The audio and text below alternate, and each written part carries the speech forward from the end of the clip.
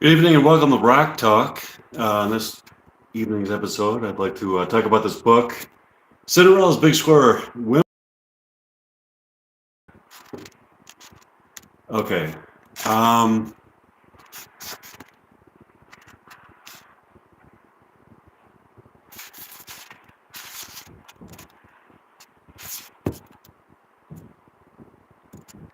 Introduction. To me, that's what rock and roll should always come down to, the unallowed. Writing this book was hard for me, not because digging up some of these women was an arduous task, and not because I also worked full-time while writing it. It was hard because it's always difficult to betray a community of people you love. All of the beautiful, strange mutations of the indie underground are the only places I've ever felt solace. Where I've met the smartest, most articulate, motivated, and creative people in my life. It's art and music liberated for me from the mundane trappings of a suburban upbringing. It was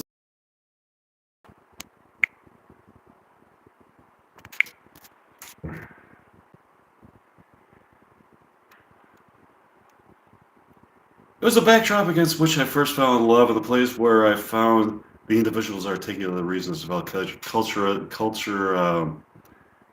starved by the mainstream America. It cured my boredom by offering me something more exciting. It lifted the veil of apathy through which I viewed the world. It allowed me to fall in love for the first time, not only with a... Okay, that was enough of the introduction. Okay. Oh, hi, Stacy Quirks. Nice to have you. I'm talking about right now I'm talking about the women in punk. This is a book I got called Cinderella's Big Score, Women of the Punk Indie Underground. So I'd like to start with, oh, hi, Stacy. Okay. So, who's your favorite, Stacy, who's your favorite woman in punk? Who's your favorite punk rock woman? Um,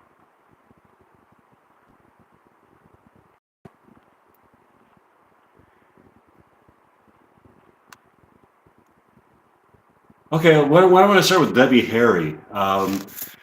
This is a quote from Debbie Harry. She said that rock and roll, said Blondie frontwoman Debbie Harry in 1976, is a really masculine business, and I think it's time that girls did something in it. Uh, do you like Blondie? Do you like Debbie Harry from Blondie?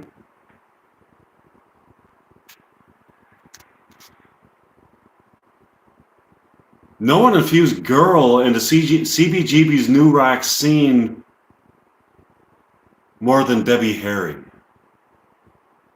Then again, if sexy in the 1970s meant the dash of the jiggle factor, popularized by Aaron Spelling's Charlie's Angels, she wasn't doing that either. The difference between Debbie Harry and typical sex kitten of the Angels variety is as vast as the gap between the bawdy, sassy Mae West and the wounded, helpless Marilyn Monroe. As a band, Blondie gave a nod to the 1960s brill-building pop, which was wrapped up in the old-school tradition of singing other people's songs and feelings for a living. Okay, so that covers Debbie Harry. Now, Kim Deal of the Pixies. Kim Deal, one of my favorite women in punk. She played with the band Pixies, and then she also had the band The Breeders. She kind of revolutionized bass playing for punk rock females, and was a great lyricist. Came up with a lot of some of the more avant-garde types of lyricism in the punk rock field, and kind of like. Anyways, while, women's on stage presence was meager in the 80s, Those who did play proved more than their ability. They proved they didn't have to compromise themselves to do so. Kim Deal's lack of compromise, in fact, is what made her all the bigger, louder, and more impressive with the Pixies and beyond. The Pixies wouldn't have been one of the most influential, certainly not one of the most beloved indie bands of the late 80s and early 90s without Deal's melodic bass lines and, depending on the song, cheerful shouts or hungry whispers. And I think it's kind of a shame that the Pixies don't have Kim Deal in the band anymore because they're putting out good albums. They've been putting out good albums without her, but I still think they're the best with her. That's kind of like a big part of the heart of the Pixies was with Kim Deal, and the real Pixies was with Kim Deal, I think. Okay. Oh, hi, DB. Your name is DB. Hi. Thanks for joining me. We're talking about women in punk.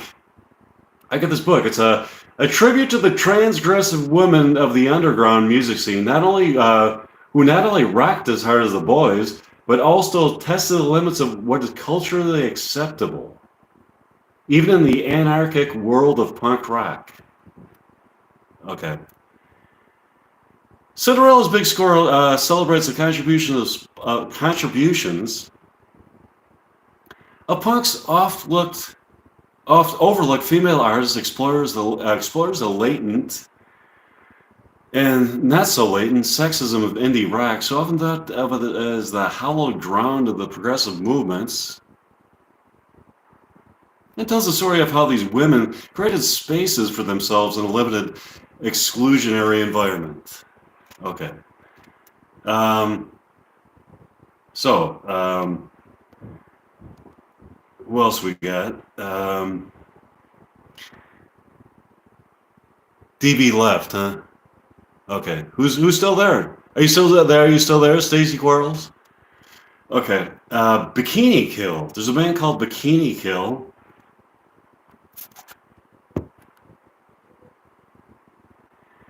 This is a quote from Bikini Kill, which is a cool fucking name, by the way, for a punk rock band.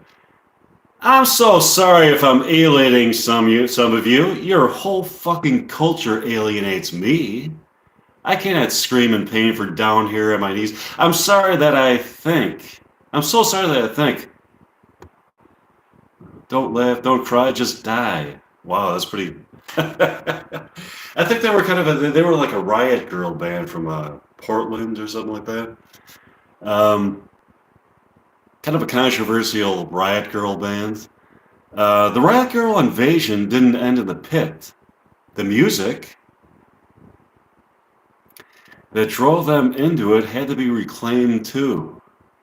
Bikini Kill adapted the now traditional musical structure of punk and added wailing vocals that evoke a woman drowning, then bursting to the surface for a gasp of air. Oh, thanks. I'm glad you're still there, Stacy. So I'm talking about this band called Bikini Kill.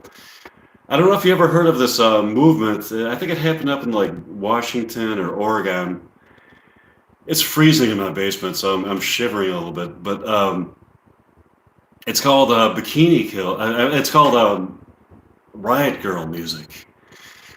And bands like Slater Kinney, Bikini Kill, really cool girl punk rock bands that came out of that scene. And they wanted to kind of have like the female answer to male, kind of more of a male-centric punk rock scene. They wanted to show that girls can rock too. Let's see. Bikini Kill members Kathleen Hanna, Toby Vale, Kathy Wilcox, and Billy Karen witnessed the misogyny and oppression that had been allowed to fester in the underground by 1990 and confronted it head on. Drummer and part-time vocalist Vale described her plight in an issue of Jigsaw this way. I feel completely left out of the realm of everything that is so important to me. And I know that this is partly because punk rock is for and by boys, partly because punk rock of this generation is a coming of age and mindless career goal bands. So they're trying to rail they want to show that girls can be punk rockers too. So here's a good picture of some cool girl punk rockers. See that? That's wait a minute. That right there is polystyrene from X-ray specs. Wide out to the CBGB. See, I've got some great books in my arsenal on punk rock and all things rock. Here's the Raincoats. The anti-posturing of the Raincoats left by Gina Birch, Anna De Silva, Vicky Aspinall, and Ingrid Weiss. There we go. Let's see. Then we have Susie Sue. From Susie and the Banshees. I wish it was fucking warmer in this basement. I'm freezing my ass off. Susie and the makeup that made her infamous. But okay, here we go. Okay. And the Slits. Viv Albertine left, and up right in the Slits, eschewing typical expectations of typical girls.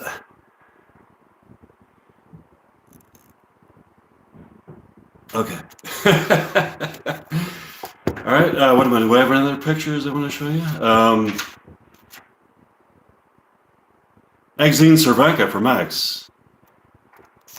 From the band X. Exene Cervenka. And, wait, okay. And we got Poison Ivy from the Cramps. You ever heard the band The Cramps? It's the Cramps. Poison Ivy puts her own stamp on psychobilly. Poison Ivy. And then, of course, you've got Patti Smith, The Runaways.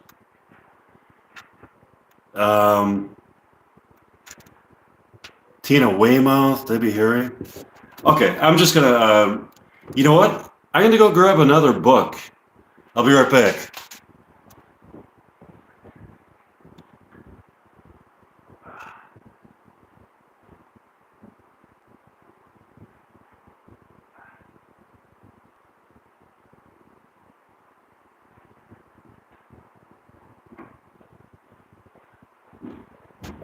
This book is called Rock Chicks. Okay.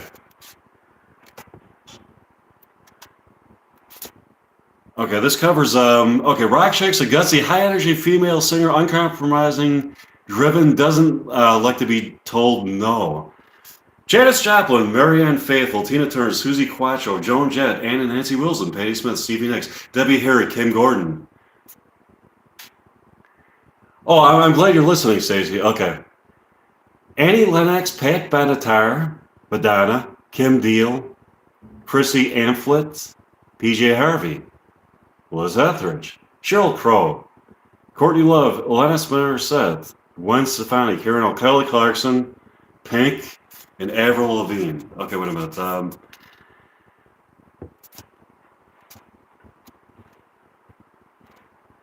Let's see.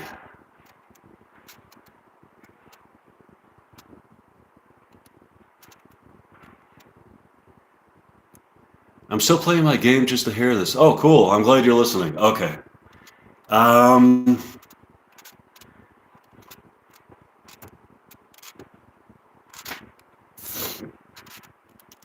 1960s, the birth of rock band. The birth of the rock band. Okay. The Cultural Revolution that was the 1960s actually began the decade before with the rise of the Beats. A group of American writers who composed riffs challenging the mores of the stuffy Western society of the post-Second World War years. On the surface, everything appeared sunny and civil, but there was an undercurrent of fear and oppression. Darkened by the shadows of the A-bomb and the Cold War, and stirred by the increasingly potent black rights movement led by Martin Luther King. And the tiny society of the suburbs and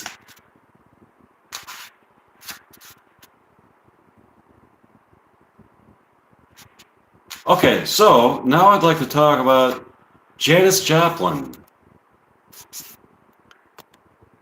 I'd like to talk about Janice Chaplan right now. The Janice Chaplan camp is split into two factions. She's a misunderstood genius who found rock music barriers for women, or a vulgar drug-addicted exhibitionist whose excesses were greater than her talents. Janice Chaplan, queen of the Dionysian rock age.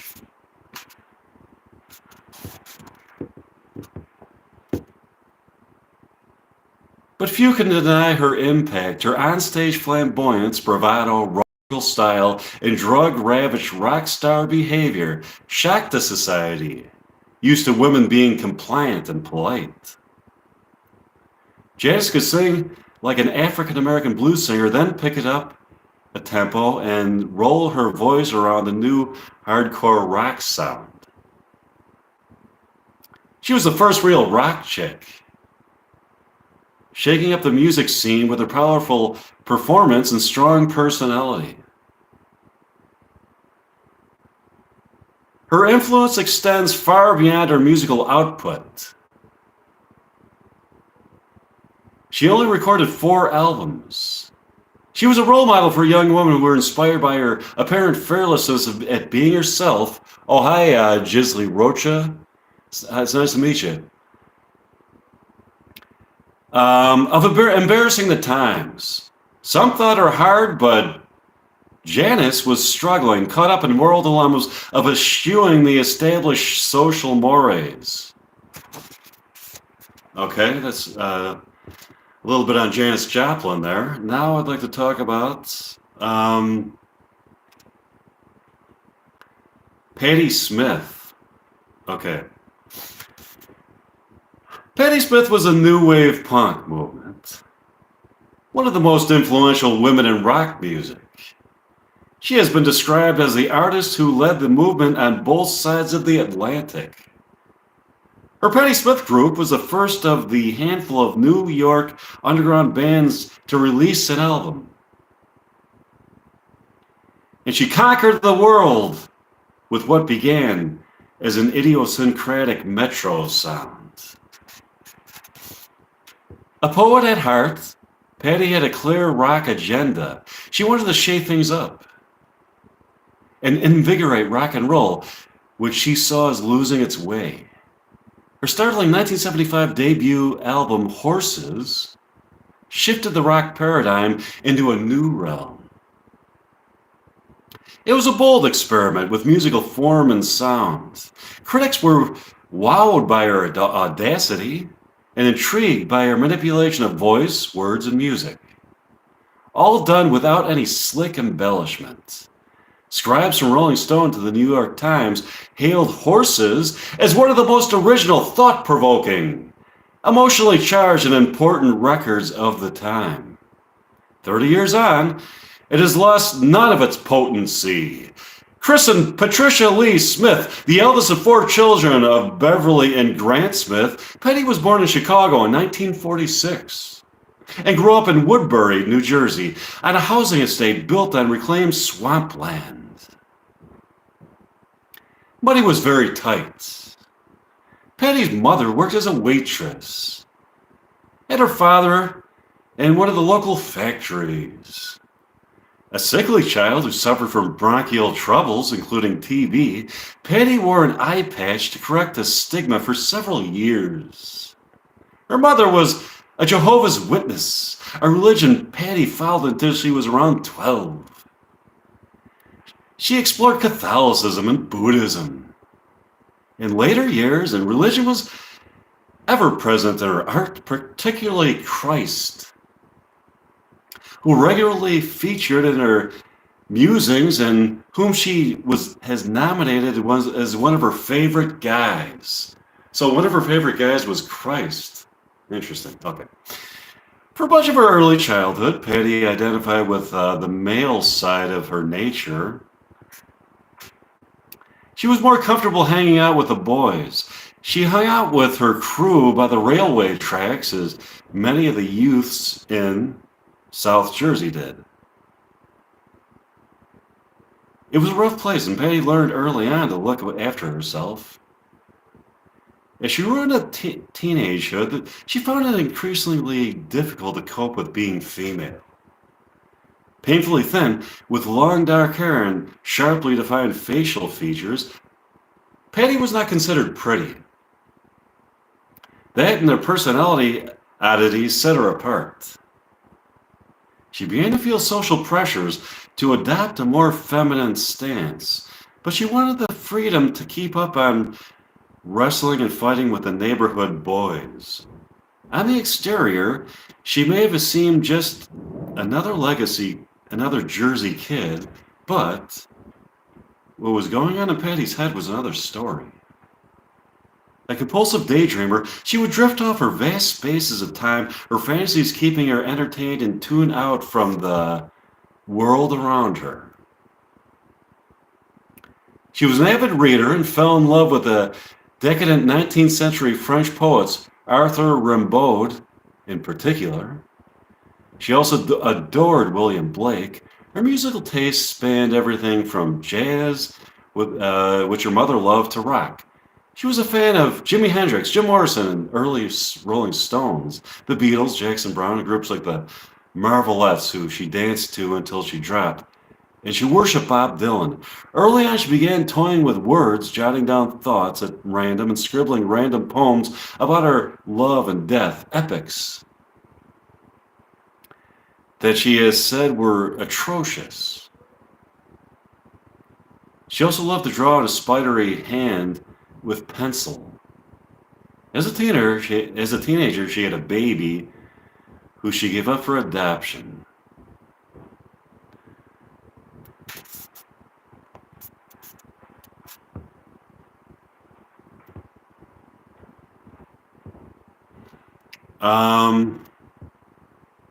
Next I would like to talk about, next artist I would like to talk about is, let's see. How about,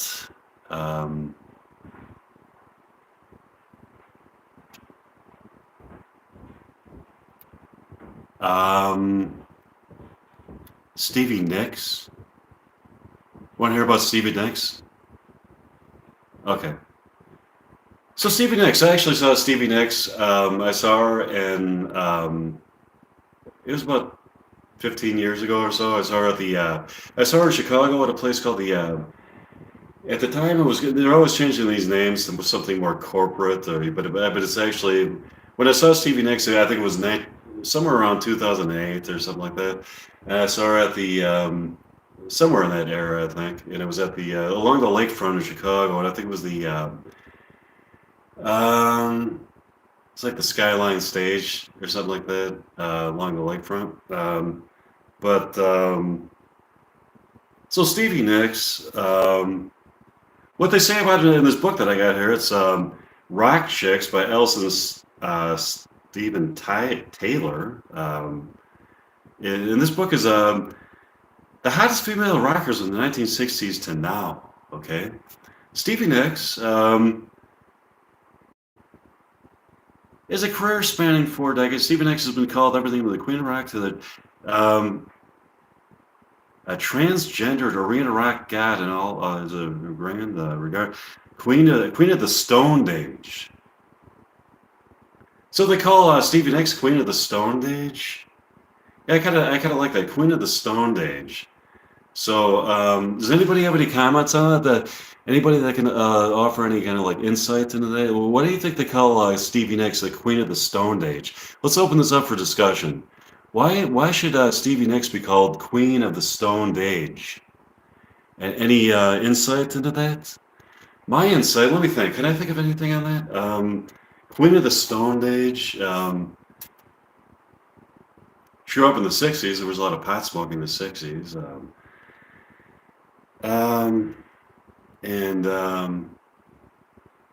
She grew up following bands like Jefferson Airplane and stuff like that. So, she probably smoked a lot of pot in the 60s, probably smoked a lot of pot in high school, and she was probably one of those people that was able to cross over the doors of perception into that hidden realm. And Almost as much has been written about her addiction to cocaine as her stellar career, her love life, and her unbridled fascination for the supernatural. You know what? I'm really fascinated by the supernatural too. As a matter of fact, I don't know if Stevie Nicks is aware of this, but I could actually cross over to the ghost realm, and when I'm in the ghost realm, some of the ghosts and I, we actually observe Stevie Nicks in concrete reality. So some of the ghosts, some of these ghosts that may be like ghosts that were actually born in the ghost realm. So somebody that like never was born in a human form, but actually just only ever existed in the ghost realm. Um, me and some of those ghosts actually observed Stevie Nicks and some of the ghosts of deceased people who became ghosts upon, um, you know. Anyways,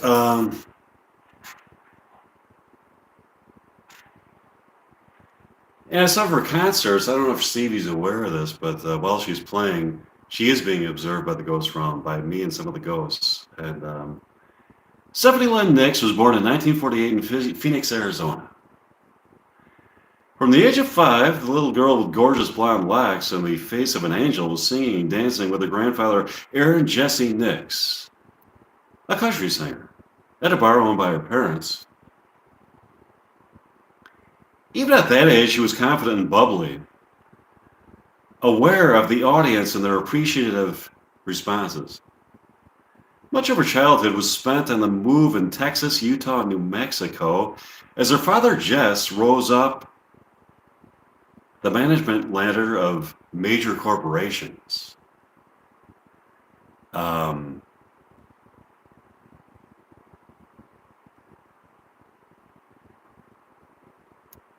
The cousin movers made it difficult to develop friendships, and Stevie and her brother Christopher relied on each other and their imaginations to entertain themselves.